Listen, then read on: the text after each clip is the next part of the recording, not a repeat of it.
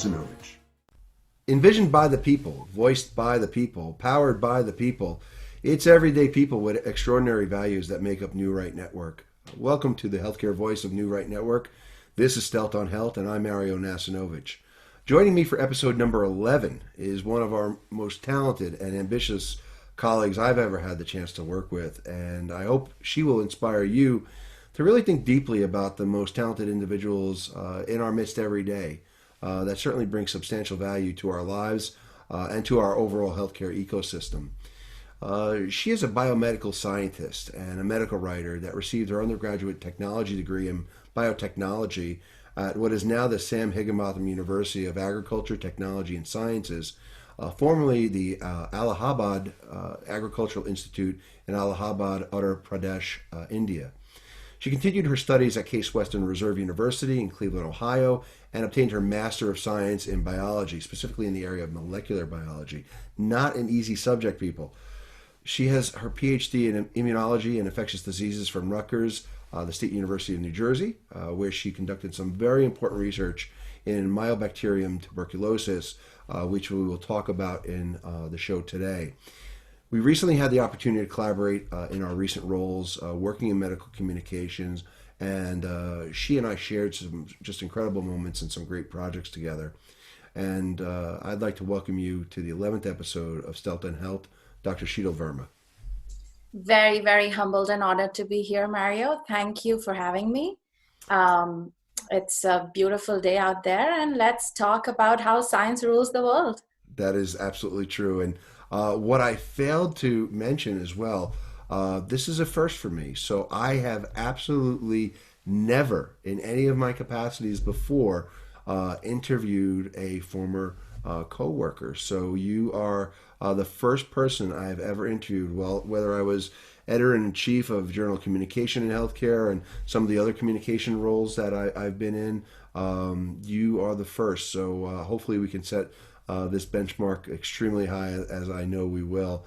But thank you for coming on, and certainly I want to start off really at the earliest part of your life, and really think about your earliest recollection of anything scientific, anything medical that came from your childhood, and how that really inspired you to really pursue what you've pursued in terms of an incredible career in STEM. We've been hearing a lot about this one word last few days, especially, which is called privilege. And I don't know how most people interpret it, but I interpret privilege as a blessing. And I would say that I am extremely privileged and blessed to be born into a family of scientists and academics. So both my parents are scientists. My mom is a sociologist, and my dad was an entomologist. So, discussions around science in the household were very organic. Whether you were walking down the street, talking about birds and talking about cross-pollination of flowers, or you were in the kitchen and talking about food experiments, it all flowed very naturally and organically. One of the funniest memories I have, and I've shared that with you, is watching this movie, The Mummy, back in 99. And, I was like a high schooler then. And there's a very scary scene. And trust me, I'm not the one for like any horror stuff. I'm with you. And there's a scene with primordial insects coming out of a crypt and about to eat a person. And my dad goes, "Oh, I bet these are from this taxonomical family, and this is their subspecies and genus." And I'm like, "You gotta be kidding me." So just ruined the moment, Dad.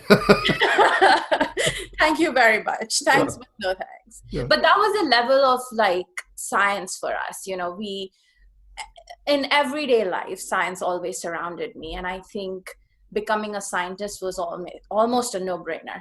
Wow. And just being part of who you are in the everyday conversation certainly made it very, very easy. But, you had a decision to make coming out of high school, and you had to determine what you wanted to do with your life. Certainly no easy task with such accomplished parents. What spurred you to pursue an undergraduate technology degree in biotechnology?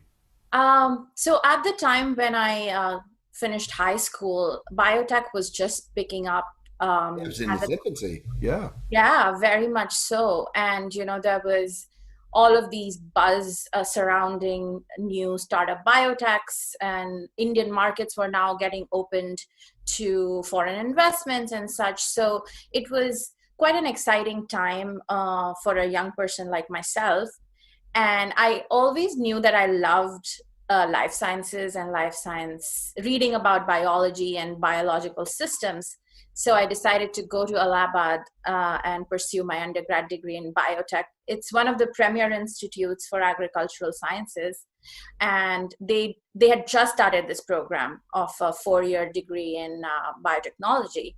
So it was just the cosmos worked in my favor and got me there. It's an amazing story, and certainly at the right place at the right time Suddenly. for it.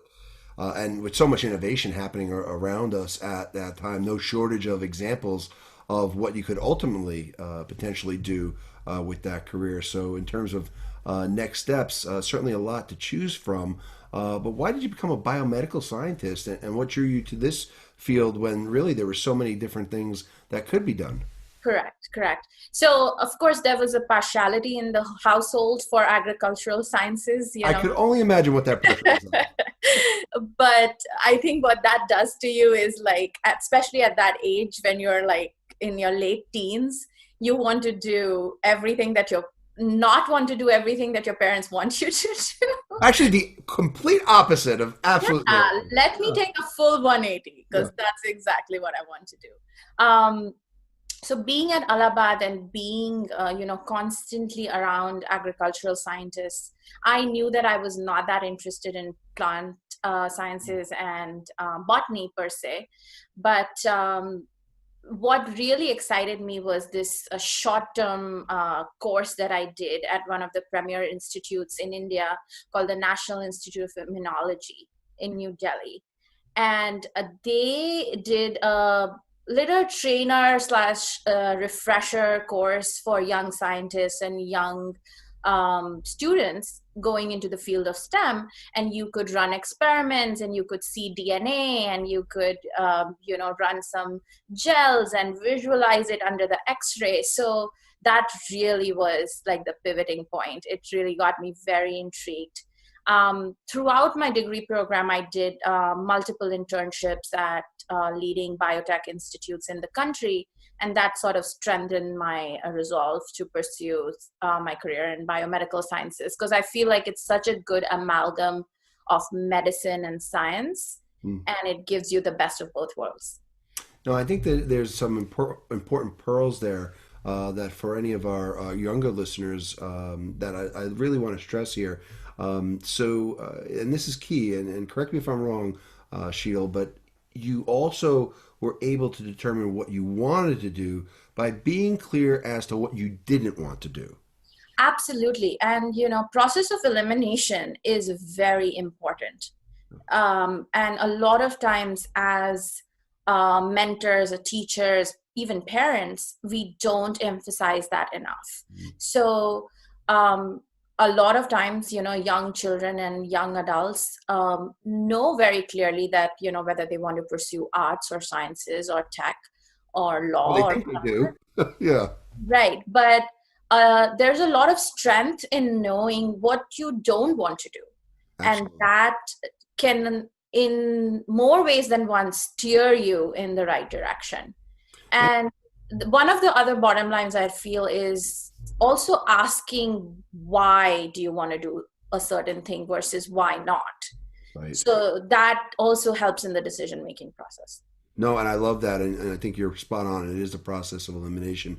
Now, you said something that was critically important as well, and for those of us that have grown up in the American education system, I'm not sure they're fully aware of the number of institutes as well as the role of the institutes within India as well as other countries around the world. And really, this is really the breeding ground in a lot of places to inspire young scientists to really chart their course together, and they kind of get to know you, know your name, and have a watchful eye for you. So tell us a little bit about that part of the experience, because it's almost like being in the equivalency of a farm system where and certainly agricultural jokes aside from your parents, but in terms of a sports analogy, you're in a farm system where you've been identified as a top talent, and someone takes an interest in your career, and you continue to get invitations back to these institutes. Can you explain a little bit about your experience with that? Right, absolutely. Um, and I think anybody who's ever pursued a educational program will come back and tell you that, these kind of mentoring opportunities or getting mentored opportunities, as I would say, are very critical in how you visualize your career, what you see yourself doing. So a lot of the research universities in India now, and even in the past, have had tie-ups with with either universities abroad or research institutes within the country and hospital systems within the country, where students get invited to do observership internships and can get a real know-how of what everyday real life scenario looks like. Because it's all right to read about molecular biology in a book, right? And it's all good and all hunky-dory to read about genetics in a book. But when you go to the actual real life scenario where you're able to either look at an animal experimental model or even plant sciences and look at how genetics works and how molecular biology works and how immunology works, it's all like that reaffirms your conviction.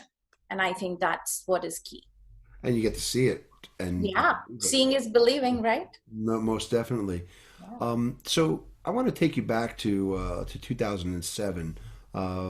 This was an incredible year for you. You make your way, your journey, your career path takes you to the United States, and you continue your studies in an unfamiliar place. Let's just put it that way. Cleveland, Ohio. I can't think of something further remote from your upbringing. And you pursue your Master of Science in biology there, which is a very interesting pivot for you. You begin to focus much more in molecular biology at Case Western Reserve University. How did you come up with your hypothesis on the role of GAP2 phosphorylation sites in hematopoietic signaling? And what got you interested in this area? But before we get into that and get into the findings and how it added to the literature, talk about a young girl with her undergraduate degree coming from India and landing in Cleveland, Ohio. Let's tell a little bit about that story. It's Culture interesting to shock? say the least. uh, very, very polar opposite Yeah. of what I was used to. So, mind you, I'm coming from New Delhi, which is capital of India, one of the most populous cities in the world. Hustle, bustle, constant lights and sounds, and you have family and friends. And then I land in Ohio, where you could not see anybody on the road after 7 p.m. Yep. So it was definitely a culture shock. Wow. And a reverse culture shock, because for most people, a culture shock is going from a smaller place to a more melting pot kind of a big city environment. For me, it was reverse. I went from a big city to a much smaller town. And certainly, we're not insulting any of the beautiful people that live in Cleveland, No, no, Ohio, but certainly they're a not. small town. But compared to New Delhi, you are absolutely irrelevant. You could probably not fit in a portion of the city, and your population would be forgotten in the city of New Delhi. So Completely. that's perspective. That is perspective. That is But perspective. what Cleveland did not have in hustle and bustle and energy, they made it up in warmth. I have never met more warmer people and more welcoming people ever. Present Starting company from excluded, though, right? We have that disclaimer on. yeah, present company absolutely excluded. So Only talking about past references. this is 2007, not 2020. Yes, Oh yes. my. No. So So what Cleveland did for me was to give me this very protected, very homely environment where everybody knew everybody, everybody was interested in each other's progress, whether it's your thesis advisor or your graduate degree program coordinator or Even I taught an undergrad lab for 3 years, and my students were even interested on what I was doing next. And so I think I tremendously appreciate being in Cleveland for that. It was quite enriching to get that homely, warm feeling. So, how did you come up with your hypothesis? And did you go into your program at Case Western with that kind of idea and that inspiration? And what led you to pursuing your research in this area? Sure, sure. So, a couple of things that I was very clear on, and I must thank my dad for that, is he always encouraged that, it's no point doing something which is just very theoretical in its concept. You need to do and learn and educate yourself in something which has practical application. So I wanted to pursue either regenerative medicine with stem cell technology or cancer research. And it was one of the guest lecture seminars that I was, with free food that I was attending during one of my classes. And I met my thesis advisor. And he was working on this leukemia cellular signaling model that got me very interested to work with him. And literally we had a discussion, and he told me to come into his office the next day, and the third day I had a position where he wanted me to do research for him. Amazing. So it was very meant to be kind of a way that I landed in this research project. And what got me really interested was that we were part of the Case Comprehensive Cancer Center, which is one of the most highly acclaimed National Cancer Research Institute in the country. And we were surrounded by brilliant and extremely well researched clinicians and scientists all the time. So it was a constant back and forth of amazing amount of information, whether it was for solid tumors or leukemia. And when I started working on this project, I had never worked on a cell signaling project before, but I had so much help and mentorship from everybody around me that it just felt very organic and it flowed. Yeah. And we're going to dig into that a little bit later in our program. I know this may be beyond the reach, and certainly we don't want to insult anyone that may be watching the program. But tell us a little bit about the importance of your key finding and what that added to the literature, because you did want it to be beyond the theoretical as your dad had hoped. Sure. Yeah. So what we did was we looked at these cellular signaling pathways that are dysregulated in certain types of leukemia, especially acute myeloid leukemias. So that's AML, if anybody's. Yeah, that's right. And we wanted to see that if you disrupt these pathways, does that impact the cellular growth of the cancer? Mm-hmm. Or does it have no impact on it? So that was really the hypothesis that we went in with. And what I did was I biochemically confirmed that sure enough, when you do block some of these signaling pathways, there's an impact on the growth of the cancer cells, which actually makes these pathways a very interesting target for therapy. So that was what the key finding was, that, and the lab has actually gone on to publish quite a bit on these pathways ever since, where these are potentially very good therapeutic targets for restricting cancer growth in leukemia models. Mm-hmm. So I know we're going to keep politics out of our conversation here today, but I need to ask how important is it that we maintain funding for this type of research at the university level? It is so important that there's not a word in the English language that will describe how important it is. I love that. And I hope people listen to that, because, when we think about funding and we think about what comes next, whatever this, I'm not going to use those words that everyone keeps using in the media, in terms of new normal. We're not using that here. You didn't hear that. But in terms of post-pandemic, what we need to think about is how we do preserve the funding for some of that basic science and some of that translational research that's so critically important. And that's happening within the hallowed halls of so many universities and so many research labs within the United States and around the world. But for those of people like yourself that are pursuing great science and great research that is going to add to the literature, that's going to be an important seminal moment in research that people could then take and do other great work with, like your lab has done, that may lead to some type of treatment. It starts with people like you. It starts with that vision. It starts with that hypothesis, and we need to continue to support that. So I know that wasn't part of our discussion today, but I felt it was a moment where we definitely No, needed. it certainly is. It certainly is. And it's very important for everyday people to really understand why it is so important to fund science and technology Yeah. research.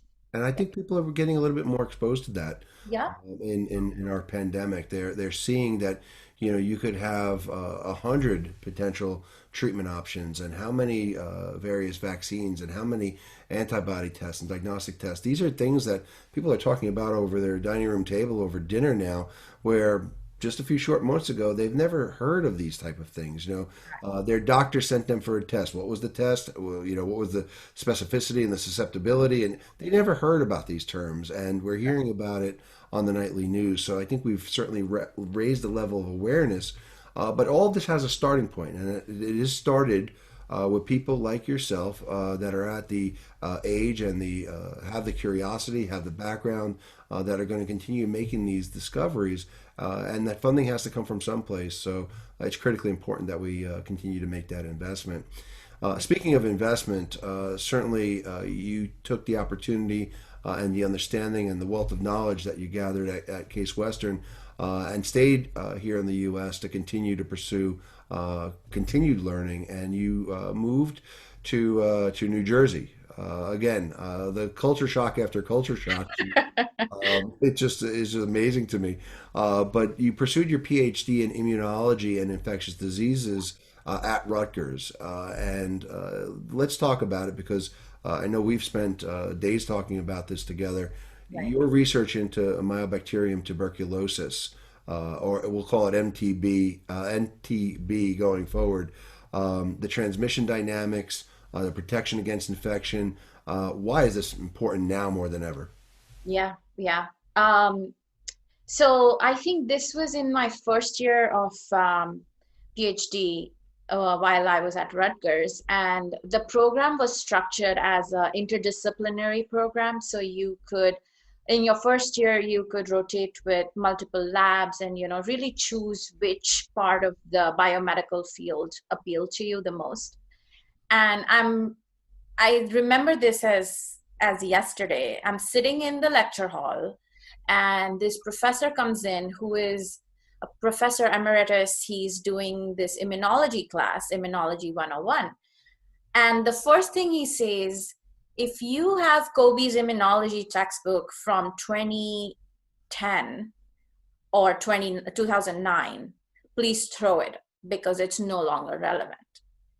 Wow. And I mean, if you were busy playing on your computer or listening to music, like, or whatever you were doing, being distracted as a student in that class, that sentence got everybody's attention because that's how dynamic this field is that nothing about the human body, especially the immune system, is well understood or even well captured in textbooks, and it's constantly changing, it's constantly evolving based on the environment that we live in. So I was just extremely fortunate that I met my thesis advisor at the time during my first year of classes, and she and I was like, oh, can I come visit your lab and what you work on, and can I rotate with you for a few weeks? And she was like, sure, we work on tuberculosis. And the first reaction you get when you say to people, I work on TB, is, oh, really? Does TB still exist? with that head tilt, right? Like, oh, Yeah, yeah. It's like, yeah. And it's a genuine question, you know, don't get yeah. me wrong. Like they don't know. And it it actually gives you a little bit of air about yourself to say, yes, it does. And not only does it do exist, it kills. And it kills only second to HIV as the single most pathological and mortality causing infectious agent in the world.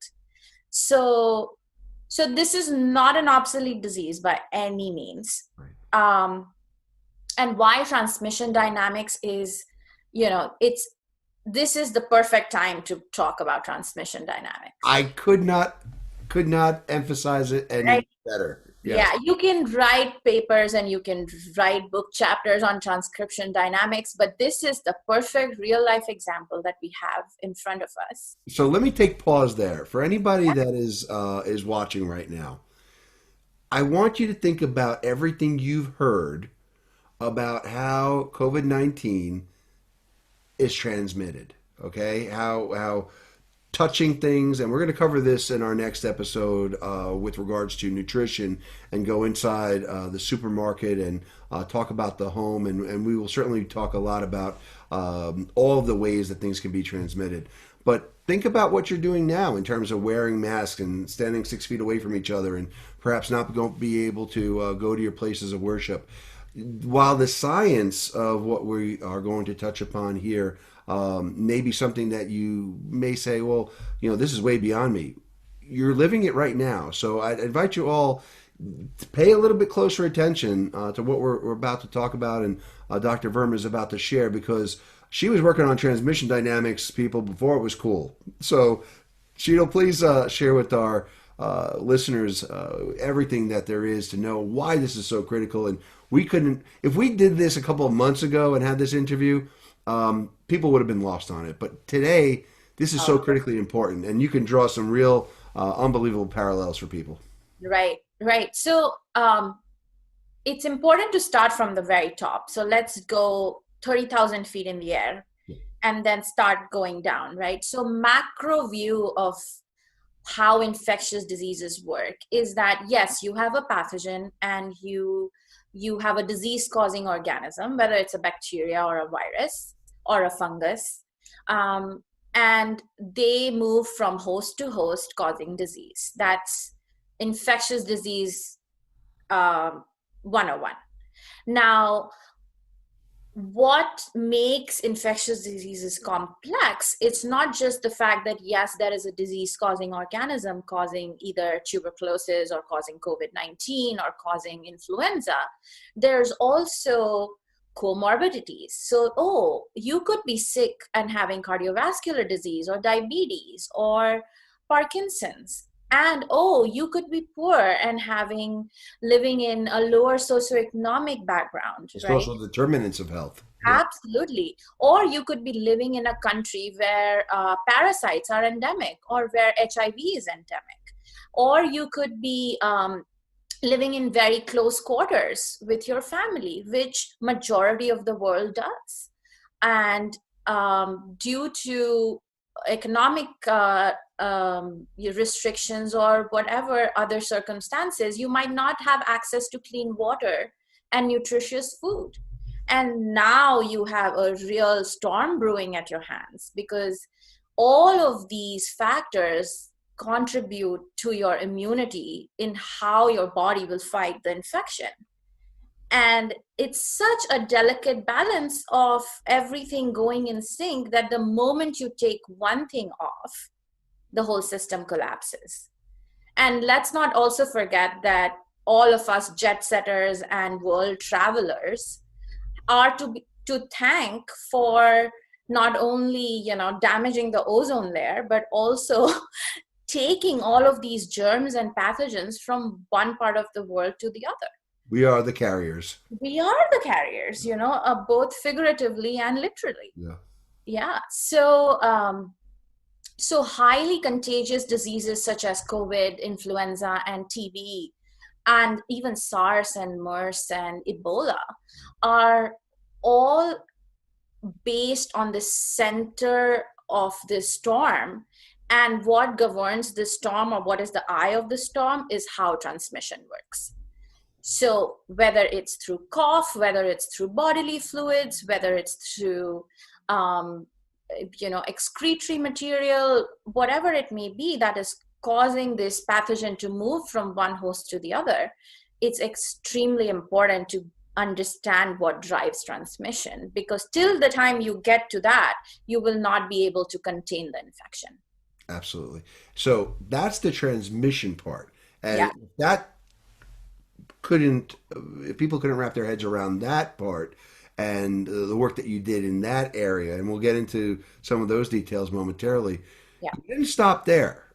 So it wasn't just the transmission dynamics. You also then also considered, how do you protect against these things? Right. So bring that all together for our folks. I like your 30,000 foot view, and I thought you did that very beautifully. How can we talk about the protection part of this? Sure. So any infectious disease research is really based on a few core principles, a few core factors that would drive any infectious disease research. The number one question is, how does any pathogen infect the host? So what is the mechanism? How does it get into the body, whether it's through the nose, whether it's through blood, whether it's through saliva, what is it? The second factor to consider is, how is this infection established within the host? Does the pathogen infect the gut first and then it goes all the way all around the body? Does it go into the lungs first? What are the target organs? And third, and most importantly, is, why do some people get sick and other people don't? $1 million question. And that is the holy grail. That is the absolute holy grail, right? So what we did was, we took these observations that we had seen in people infected with TB, and through our transmission dynamics study, and then we extrapolated them into an experimental model where we tested to see pathologically what are the reasons why some types of TB strains transmit more and others don't. Yeah. And what it comes down to really, in one word, is your host immunity is what governs everything. So yes, the pathogen has a role to play, and it will trigger certain things in you, and it won't trigger certain things in other people. But it's your own immunity and how you combat the infection is what really determines that. So these topics, ladies and gentlemen, are more important than ever, because as beautifully and as eloquently and as simply as Sheetal has stated this is exactly what we're doing right now within our current pandemic. We are trying to understand the transmission dynamics, and frankly, a lot of time and energy and a lot of bright minds are thinking about these issues. At the same time, running a parallel track to not knowing all of those answers, we're trying to protect against, we're trying to treat, we're trying to prevent, we're trying to do a number of things, and different people are doing different research in these different areas. What you need is somebody like Sheetal, who had the vision to sit there and say, how does this all work? So think about, if we're seeing firsthand eyewitness accounts on a daily basis, how challenging it is to break this down.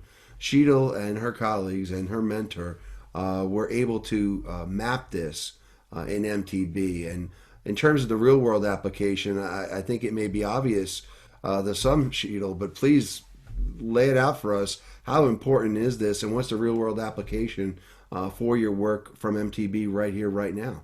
Sure.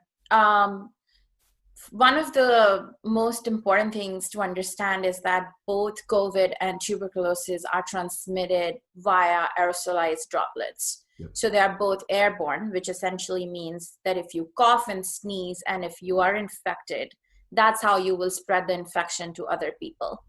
So they are respiratory pathogens. They infect your lungs primarily, and both of these pathogens lead to what is called a hugely altered immune response within the host. So even though even though COVID is a virus and MTB is a bacteria, there are huge parallels to draw here. And one of the important real life applicability that I think a lot of scientists and clinicians across the world are trying to study is how do we stop disease progression? Mm. And how can we enhance the host's ability to stop this disease progression? So And if that's I really the key to it all. Absolutely. Yeah, Absolutely. yeah. So, whether it's through vaccines, whether it's through prophylactic drugs, we need to be able to get to a point where even if I do get infected, I don't transmit it further. Mm. So, and these are all what we commonly call in science as obligate pathogens. So, they always need a host to survive in, and that can work in our favor because they cannot just typically exist in the environment right now. um, and so if we are able to adequately treat and manage the infection while it's still within a host, we can really cut down that chain of transmission going forward from person to person. And that's where our answer lies. That is. And in terms of how important your work was to fellow scientists to understand, and where your work stopped and others are continuing, how important is that part of really being able to? I know people have used the analogy of you're taking literally one grain of sand and putting it on top of a giant pile of sand pellets or on a beach. This was significantly bigger, but how important is it for other fellow scientists to now take that forward? Yeah, very much, very important, I would say. Also, one of the interesting things that we did while I was still at Rutgers, and it's still continuing, is that all of the brightest and most gifted minds in tuberculosis research came together, and we formed what is now called the TB research units. So they are centers of excellence that exist throughout the country, and we work with countries across the world, South Africa, India, South Korea, Brazil, to name a few, and cross collaborate quite intensively. And I think that is the key. That is very, very evident right now with COVID research as well, where there's a global biorepository of data and information that scientists from across the world are sharing and really helping to come up with therapeutic and vaccination based answers on how to combat this infection. So I think the key here is, yes, we do research on the bench and we publish papers, but collaboration among like-minded people is extremely important, if not the only important thing in a pandemic such as this, to take that work forward, because No, you cannot absolutely. exist in isolation. And for people who don't understand, there may not be aware of the politics of academia and these laboratories. What I want you to take away from is this: we may be living in unprecedented times, as so many in the media and so many politicians have shared, but it is truly unprecedented what is happening in terms of the collaboration. We don't necessarily hear about it, and certainly in the last few weeks with some of the protesting and some of the other events that have unfolded, we have not heard about this. But in terms of what is happening from lab site to lab site, Sheetal mentioned this network of centers that is in collaboration right now, and the sharing of information. When you look back in history, 10, 15, 20 years from now, the opportunity for people to come together to share this knowledge, they will never be able to look back prior to this and say, oh, wow, this happened here in a moment that we needed it the most, where we broke down all barriers, where we left business cards and ego at the front door of the lab and really rolled up our proverbial lab coat sleeves to Yeah. really come together and work together. I had the opportunity to interview Dr. Mark Cullen from Stanford, who's on the medical advisory board. Actually, he's chairing the medical committee with regards to the Stanford-led database and for COVID-19. And I can tell you sincerely, this is truly, truly unprecedented. where people are able to break down some of these barriers and focus on the issue. And it's going to take us all. It takes certainly a village, and in this case, I think when we think about the global nature of the pandemic, it's going to take a global effort of like-minded, brilliant people to really put aside even some of their areas of interest and their own research. And I think that's key too. That hasn't got a lot of press either. Looking at the clinical research that has occurred or has not occurred or has been paused or maybe not initiated, a lot of different companies and a lot of different laboratories have taken their work and have shelved it temporarily or have set their plans on pause for initiating other research to focus on this. And I don't know of another time in history where that has been done. And it is just an absolute awesome time to really be witnessing what science is doing in terms of coming together. So I think Sheetal, you said it best. It is collaboration, but it is certainly a collaboration that has no necessarily pre-qualifications or any barrier. These are certainly people who are just willing to give their data, which we don't see. This doesn't happen. No, it doesn't happen. People sit in their labs working on their stuff, and you Right. have your intellectual property Right. because that's your stuff. This is That amazing. Yeah. and getting scooped for all of your intellectual property is a very real thing. It has happened to many of us. Yes. But it is tremendous how great um, problems bring out the best in people. And we have And at the this moment is the prime example of that. no other time ever. And we've seen great success come from laboratories. I'm not putting down individual laboratory efforts. Certainly, we would not be where we are today in terms of So, being able to understand or combat disease if we did not have the amazing accomplishments of individual laboratories. yeah. So, But think about the effort that's underway when you listen to this, and think about all of those people that are all trying to figure this out.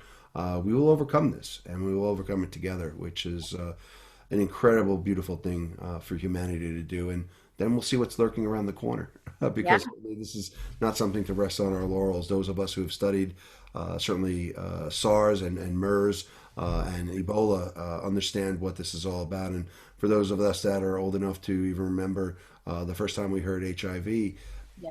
guess what? While we are seeing people survive and thrive, Mhm. um, you know what?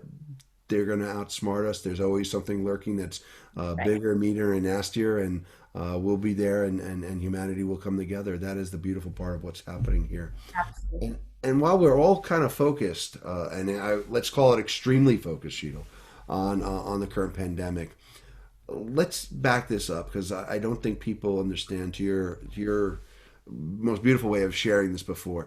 The assessment of the current state of tuberculosis in the United States. This isn't a disease that has gone away or is rested. This is the second leading cause of death, as you said it, globally after HIV from an infectious standpoint. Right. Uh, where are we? What's the current state of TB in the U.S.? So, just last week, I was up in Lake Saranac in upstate New York. And if you ever have the pleasure of going there, there's Trudeau Institute, which has what are now called cure cottages. So this is from the 1800s, where people with TB used to come to Lake Saranac to get treatment and to get better because the air quality was so good. So TB has been around for more than a century, and this is recorded history, what I'm talking about. There is evidence from the pharaohs and ancient Egypt that there was a debilitating disease that used to lead to wasting of people. And That's more than 100 years, though. yeah, that's like from Thousands. thousands, multiple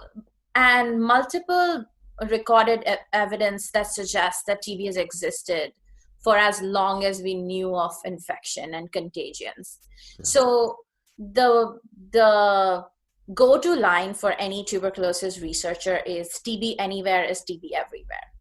So even if one person has the disease, they are a potential reservoir to transfer it to however many people. And diseases and the immune system never exist in isolation, and that is what is very important to understand, that you cannot just work on the pathogen and you cannot just work on the human immune system. You have to look at them as two pieces of the puzzle. This And is that's a full picture here. Yeah. absolutely, absolutely. So whether you are in the US, and have unfortunately have a rheumatoid arthritis, if you travel to India or if you travel anywhere where there's TB and TB is endemic, you will have to really talk to your rheumatologist when you come back, because you could be potentially exposed to TB. Amazing. And that can really alter your system's response to rheumatoid arthritis or psoriasis for that matter. So nobody is safe from infectious diseases, and that's what people need to understand, that even though in the US you don't see as many tuberculosis cases being reported, in this world and era of globalization, you are at risk of exposure. So it is important to understand how this disease works and how it can be controlled. So you talked a little bit about how people with TB are literally at risk in terms of rheumatoid arthritis. But really, let's talk first, I guess, a little bit more about how we talked about the transmission dynamics. How are TB and COVID-19 similar, and how are they different? These are very different pathogens. They're very, very different diseases. But what's similar about them, and what's different? So I touched that earlier, where the most crucial similarity is that they are both respiratory. So you inhale them, and that's how you get infected. At least that's what we think today. Yes. That's the disclaimer. You never know what we're going to find out Wait till tomorrow. by the time tomorrow's newspaper rolls around.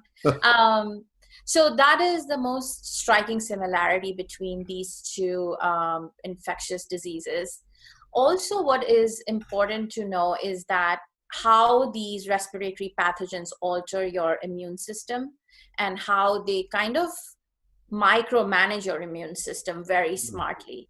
So one thing I would always say to my students is, pathogens have brains. Even though if you don't see them, that doesn't mean they don't have brains. They have bad behaviors too. Uh-huh. These are infectious agents that have existed for billions of years. Hmm. So let's not kid ourselves. They are very smart organisms. They know how to evolve. They know when to lie dormant. They know when to activate.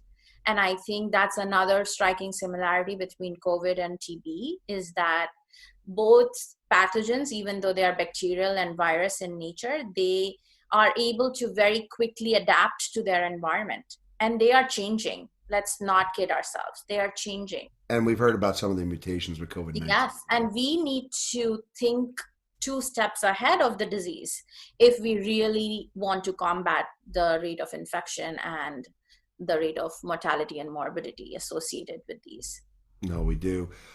I want to make this very, very personal for a moment. For people that are out there that really want to understand the impact here in terms of a positive diagnosis of tuberculosis. There, people are out there. We know they're among us, and certainly some are asymptomatic. Some have been diagnosed, and some of them have certainly been going through the process of treatment. Yeah. In terms of their increased risk Right. for COVID-19 infection, illness, and even death, what have you seen? Um, I would say that it looks very critical, and they are at a critical juncture where people who either have tuberculosis or have had respiratory illnesses in the past are at a greater risk. At Right at the top of my head, I don't have statistical data to support this, but I know there's enough literature findings that are suggesting that if you have rare lung illnesses or have been exposed to respiratory viruses, that has sort of already caused This whole milieu. deterioration Yeah. of sorts in your lung function. Yeah. And now you get a further insult to injury by getting exposed to COVID. And that might just push you over the edge. Yeah. So that's why I said, even if you've had TB in the past, or if you've had COPD, or if you've had interstitial lung disease, or are a chain smoker, those things may not be very obviously related right now, but again, like I said, the body works in unison. And here you are already having an organ that might have compromised function, and now it getting exposed to COVID will most likely push you over the edge. So it's very important to really understand the risks involved. And certainly you and I have talked about for hours about ILD and the Right. complications alone with that, as well as the overall morbidity and mortality. To throw COVID-19 on top of that situation certainly can prove fatal. Um, I'm concerned about our health authorities and what they can do to provide some level of sustainability of essential TB services. We're almost hyper focused on COVID 19, but there's essential TB services that are desperately needed during the COVID 19 pandemic. What services can be leveraged across even potentially both diseases, as far as you know? Um, I would think the first thing that comes to mind is personal protective gear. And a lot of the PPE that is being used for COVID has been traditionally used for respiratory illnesses in the past. So there's a very big overlap between those kind of services that can be provided to frontline workers and scientists and people working with tuberculosis. Um, and also, the other thing to understand is one of the biggest tools that we can equip ourselves in today's day and age is information, and Yeah. scientifically astute information at that. So it's important to take lessons learned from TB and from other respiratory infectious diseases that have occurred in the past and still exist, and extrapolate them onto emerging pathogens such as COVID-19. And I think those lessons are very valuable. Yeah. And you know, I think back to just probably about a month ago when you and I were speaking about this, and the measures that already exist here to Right. protect staff working in TB laboratories and healthcare facilities. So that's the other part of this. I think most people listening don't understand because they haven't seen it or heard it from the media. We're not doing everything new in this pandemic. There are certain best practices that have been seen in the TB laboratories as well as healthcare facilities, even with regards to putting PP on correctly.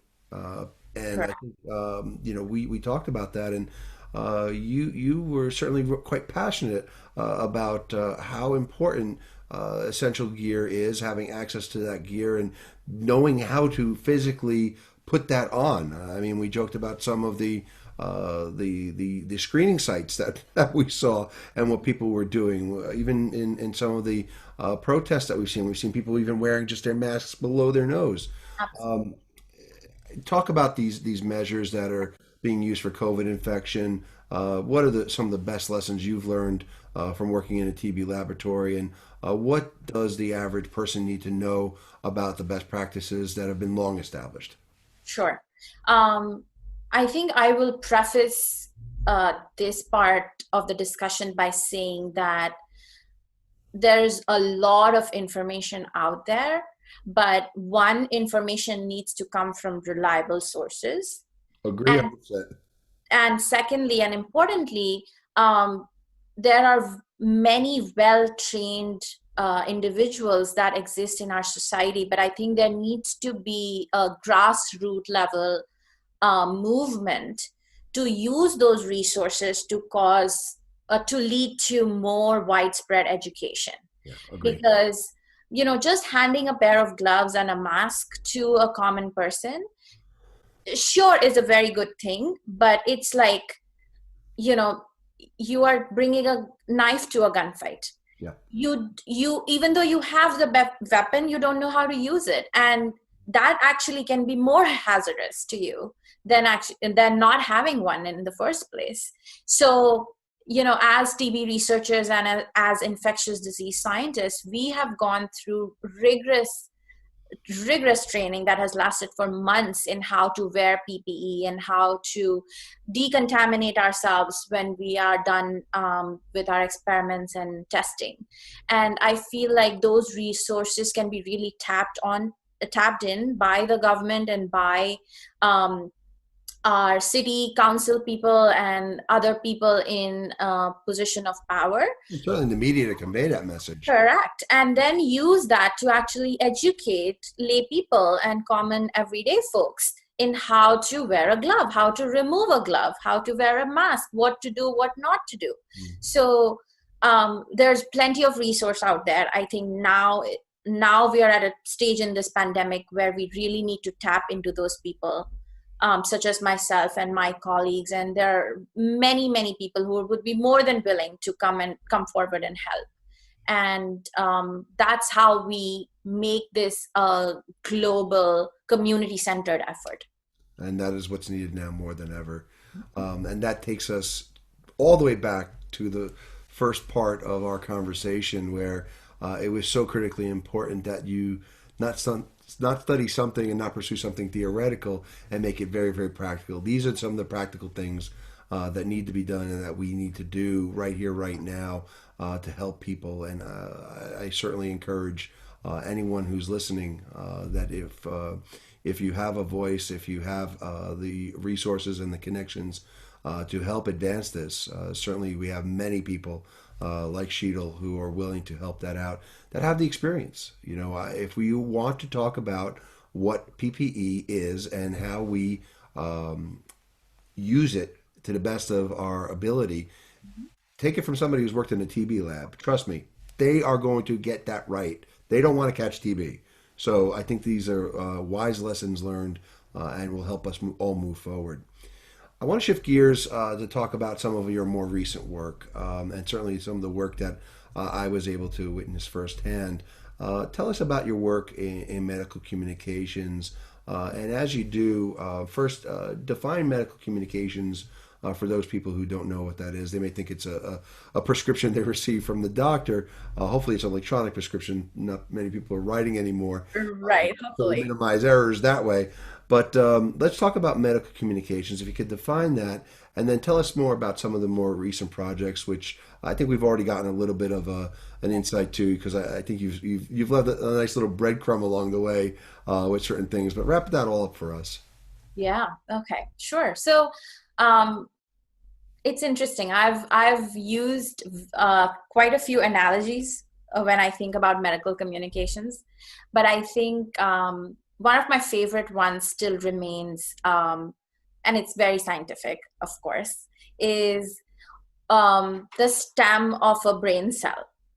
So, for those of us who don't know what a neuron looks like, it looks like a little fried egg on the top, with a string running at the bottom. And that string is what connects it to another neuron. And it's through that string is where information is passed on from one cell to the other. So when I think of medical communications, I think of that brain cell, because you have healthcare and you have pharmaceutical R&D, and you have product development, all centered in that one fried egg. And you have medical communicators such as yourself and me who take that information from one source to the other.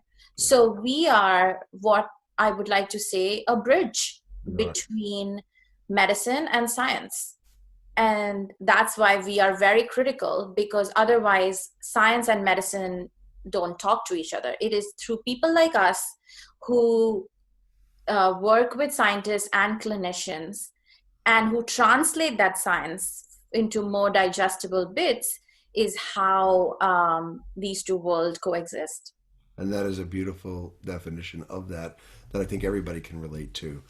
You're making me hungry though, so I need to share that with you. I haven't had lunch yet. Oh, But tell us a little bit more about your recent projects and certainly maintaining client confidentiality. You've worked right. in a number of amazing areas that are under development.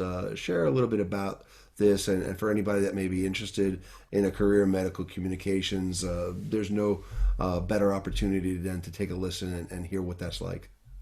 Um, Again, when I was doing science, I always had the fortune of meeting these brilliant scientists and doctors and epidemiologists who would talk about great ideas, but sometimes fall short in adequately communicating it and sharing it with other people. And I think that was my real motivator to get into this career and pivot into medical communications. Um, One of my most favorite projects has been doing a disease state analysis and overview for a client of ours working again, shocker, in asthma. Respiratory diseases are my I favorite. wonder why we asked you to work on that. Wonder why. Wonder why. Yeah.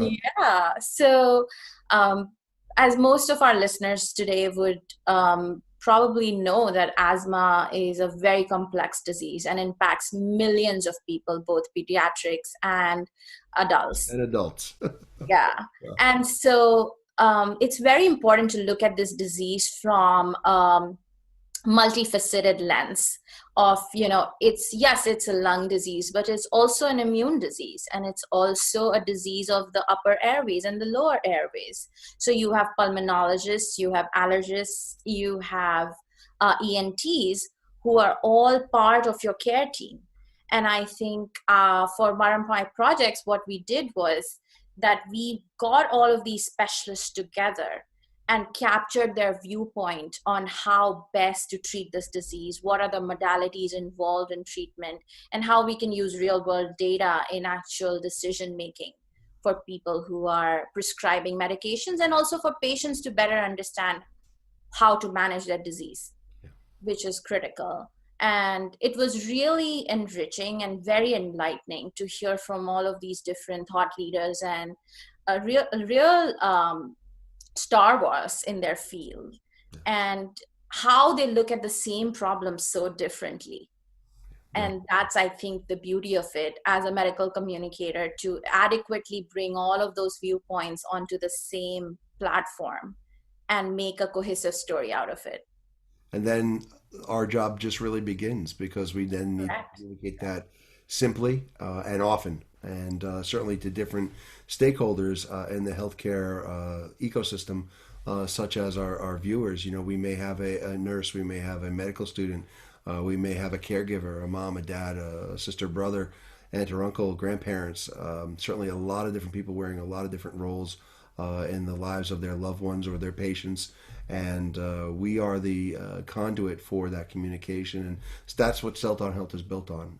We want to educate, inform, and entertain, and hopefully through a program like this, we're able to do a little bit of each. Never want to be too heavy-handed in one area or the other. Hopefully, you've enjoyed part of this journey with us here today to hear a little bit about the life and times, as well as the enriching parts of the research and the work that Dr. Verma has done. But she's always been somebody who has had an eye to also give back. So this isn't somebody who's just a scientist in the lab, or somebody who's writing and worrying about how to communicate this research, or bringing together these landmark groups for a conversation. She's also been a mentor and a judge, specifically, and I would say probably for one of the most notable engineering and science fairs here in our area. She's also a reviewer for several journals. Without getting into those details, because while I think those are important, what's even more important are some of your guiding principles. Sheetal, can you tell us a little bit about the why behind you do all this? Um, I think one of the most important guiding principles that I was taught, and my grandfathers and great grandfathers were taught before me, I think, is to give back.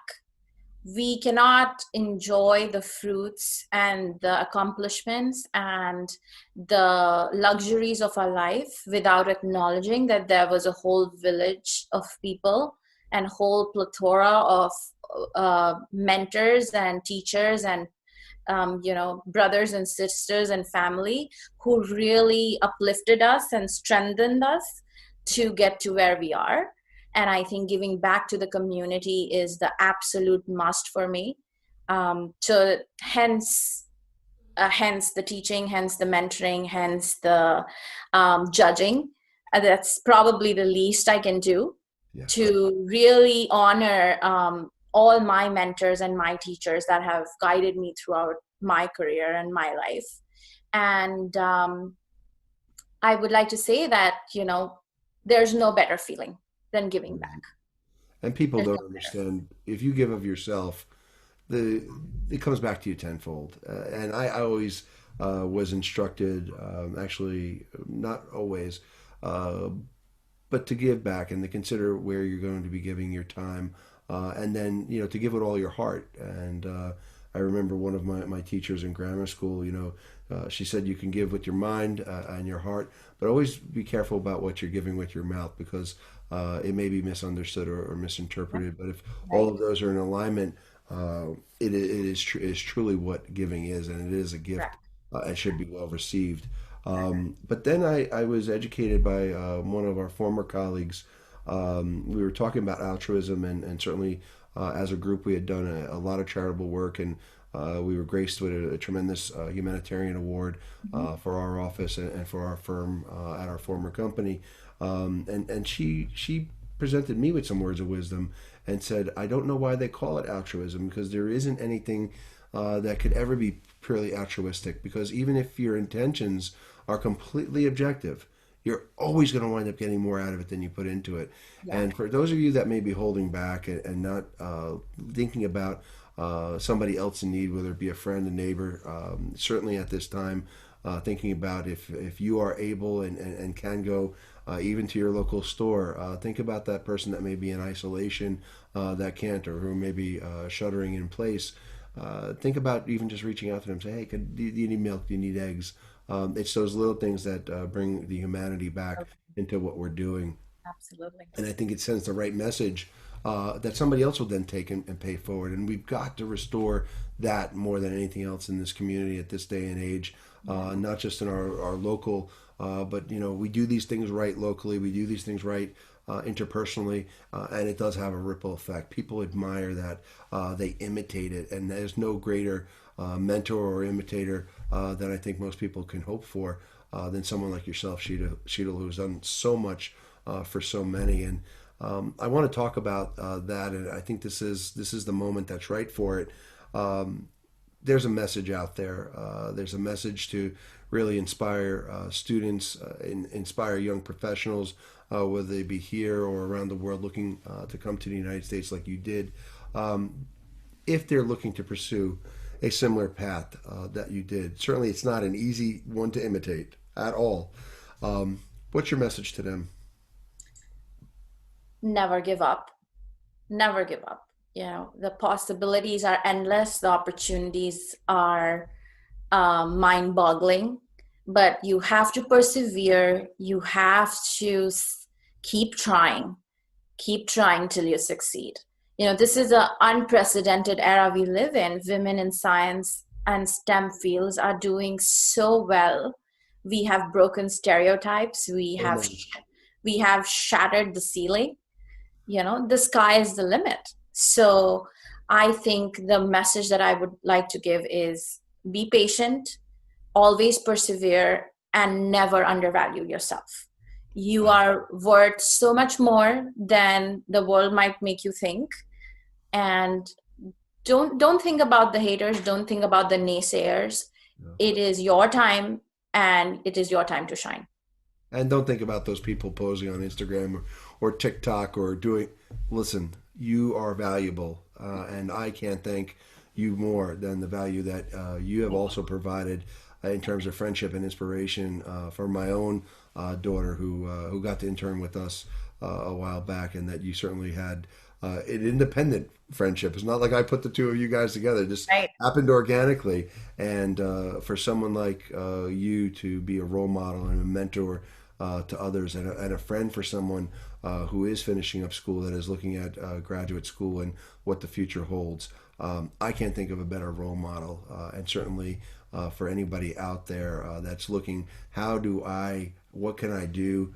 You need to have the confidence, like Sheetal Verma, to be able to pursue that, and don't stop, don't give up. We encourage that, we love that, we embrace that, and we need you.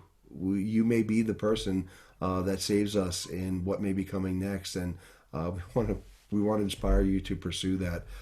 There's no better time, no better place. And as Sheetal said, women in the field of STEM right now, let me tell you, these are people who are doing it, getting it done, and moving on to the next big thing. And people like Sheetal, guess what? If you put a barrier in front of her, you better be prepared to have another barrier next after that, because she's going to blow through that one. So, some advanced planning is definitely recommended for any of the haters out there that are thinking about stopping any of these people, because they're more powerful than you. And we want to inspire you to have the confidence and to move things forward because we need you desperately.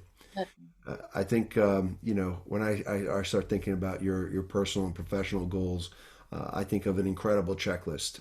I think of literally you just sitting there, and that big check mark that gets to come out for everything that you've accomplished. In terms of your personal and professional goals going forward, what would you love to accomplish next?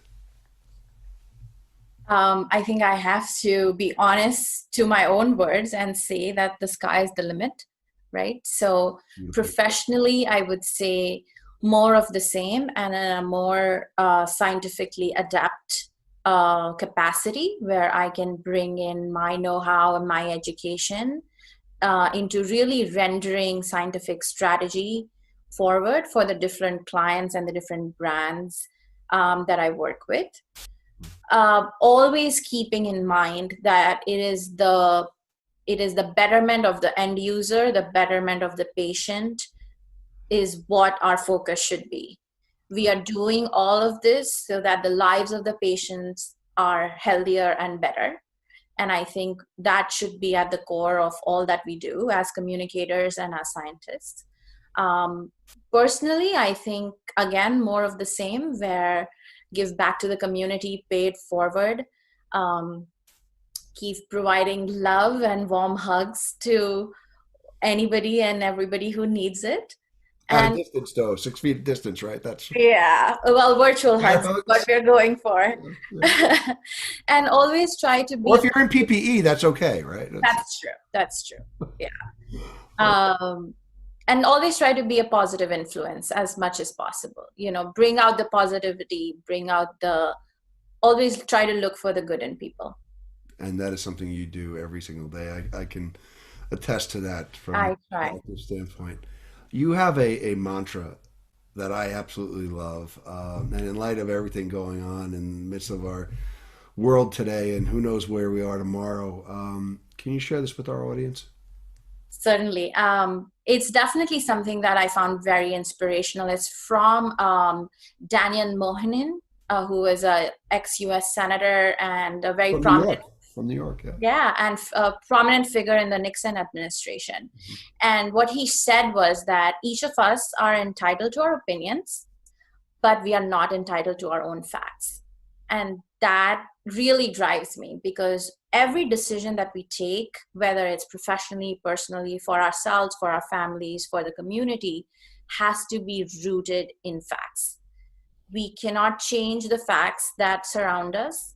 We can have an opinion about them, but we always need to remind ourselves that facts are facts, and that should be what should govern our decision making.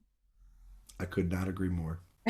And as the individual behind Stealth on Health, I know that you know that that is a mantra that I have adopted. And whether we're educating, informing, or entertaining, or all three, we need to base what we're saying on facts. There's enough fake news out there with every angle. But what you will hear here, and my promise to you, as we talk to guests every single day, We are going to be rooted in the science. We're going to be rooted in the facts, and we are going to be open and honest. When we don't know what we don't know, we will tell you. And I And think there is no shame in accepting that. there There's no shame in accepting what we don't know, because that's how you will come to know what you don't know. absolutely, and we will find out more, and we will certainly clarify things along the way together, and bring Definitely. on experts like Sheetal Verma who can tell us what she's done, and what you then can take from what she's learned and take that forward, because that's critically important. And she can also share with you, as she has, as to what hasn't worked or what may not have been as successful as planned, and learn from that so that you don't have to go and waste your time going through the trials and tribulations. And I think that's an important part of the service that we're providing, in terms of the inspiration that we're providing to you. And certainly you are incredibly inspiring, Dr. Verma. I've been filibustering a little bit here. This is episode 11, and certainly I've asked hundreds of questions of our guests along the way, and I've done a tremendous amount of research looking into the lives of people. This is possibly the toughest question I have to ask, but I think it's important that our audience gets to understand the context in which we have been speaking here. On a really deeply personal note, I have asked a lot of our guests. Many of them have lost colleagues, they've lost family, they've lost friends. Some have seen the passing of public figures, certainly that they've admired during this time. I saw a article today that not only have the excess deaths surged with regards to the pandemic, but things even like Alzheimer's has peaked during this time, which I think we need to look into much more, and concerns me. But and I say this with a very heavy heart, my friend. You lost your beloved papa during this time, and as best you can, I think it's important that people have heard a little bit about your story, a little bit about your time with your dad growing up. But tell us the story of your father, his legacy, your unbelievable relationship, and some of the unfortunate details of what you've experienced during this pandemic, not being able to see and physically be there to go and mourn. Sure. Um, Certainly, like you said, this is one of the most toughest things I've experienced in the last few weeks. And um, I would say that, you know, I am my father's daughter, and I'm as proud of it as I can possibly be, because he and I were very alike. I am more of a reflection of him than I could ever imagined. He was an entomologist, also an agricultural scientist, an educator, and one of his most everlasting legacies is to keep the baton of going forward of education, and of, you know, bringing in and really honing in talent in individuals, especially girls and young women, that he always held very dear to his heart. So he was very invested in, you know, doing educational programs for young children, and that is something that I'm going to carry forward. We are planning to start an educational scholarship in his name to honor his memory, for some of the underprivileged children in India. And his life was star lined with, you know, achievements much greater than mine. And one of the things to get out of his life was, no matter what, always stay humble. So you could be, you know, the most brilliant mind in the room, and you could be gifted with wealth and luxuries, but always know that it is humility that is what people will remember you for.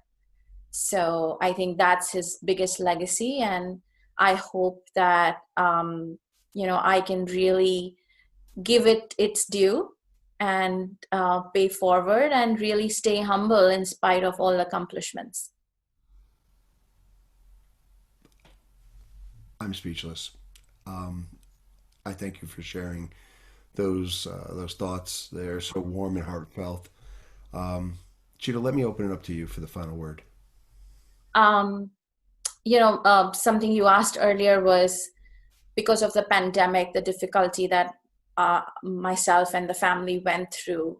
Even though his death was non-COVID, there was a lot of bureaucratic issues and travel restrictions that still exist. And of course, I had to think about my mom's safety because she's a chronic Parkinson's patient as well. So it's it's a very hard time, and I think the only lesson to get out of a time like this is empathy, because we always tell ourselves, oh, you will not understand what is happening till you're in those shoes. And let me tell you that I am in those shoes right now.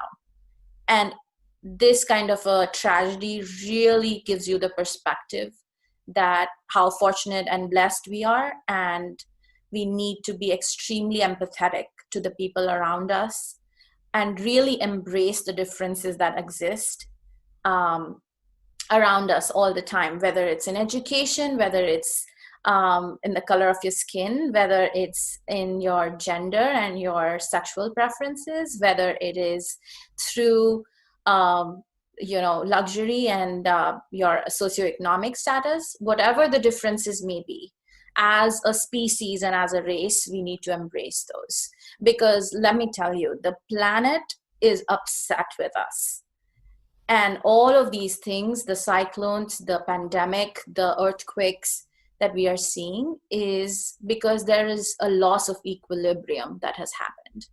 And as a species, we need to reinstate that equilibrium.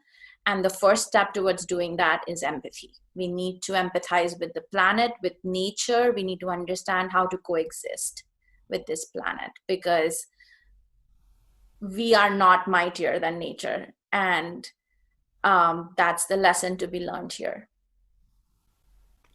And ladies and gentlemen, I have nothing else to add to that.